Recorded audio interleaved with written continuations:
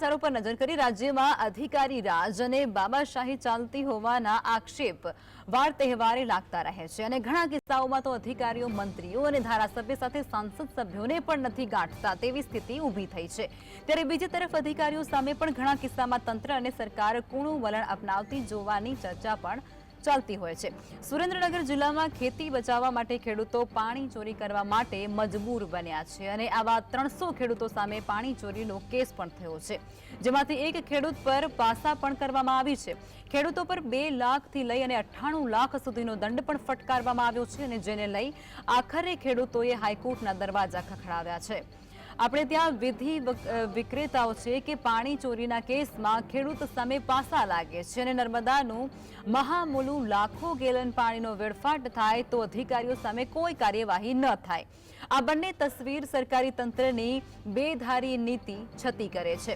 કચ્છના નાના રણમાં 30 કિલોમીટર સુધી નર્મદાનું પાણી છોડી લેવામાં આવ્યું અને એટલે કે કેનાલ ઓવરફ્લો થઈ અને એટલા માટે અગરિયાઓની મહામૂલી મહેનત પર પાણી ફરી વળ્યું। ડિસેમ્બર મહિનાની જ આ ઘટના છે અને જેમાં અગરિયાઓના 400 પાટાઓને મોટું નુકસાન થયું હતું અને મીઠું પકવતા અગરિયાઓનું કહેવું છે કે અંદાજે 2 કરોડનું નુકસાન વેઠવું પડ્યું।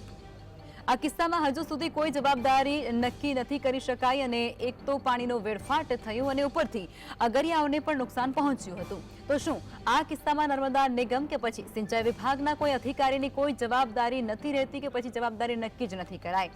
સરકારની તંત્રની બેધારી નીતિને કારણે જ રાજ્યમાં એવો ઘાટ ઘડાયો છે કે અધિકારીઓને જલસા અને ખેડૂતોને પાસા। અને એ કેસમાં અત્યારે 10 મહિના બાદ અમારા મૂળી તાલુકાના ગૌતમગઢના એક ખેડૂતને પાસા હેઠળ કાર્યવાહી કરવામાં આવી અને સુરત જેલ હવાલે કરવામાં આવેલા છે।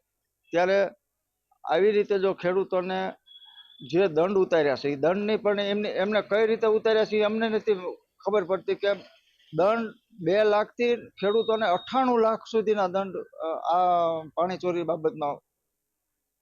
ખેડૂત છું અને પાણી કેનાલમાંથી લેતો હતો એના માટે બધા ગેરકાયદેસર રીતે કેસ થયા છે, એના માટે ખેડૂત વધારે પરેશાન છે।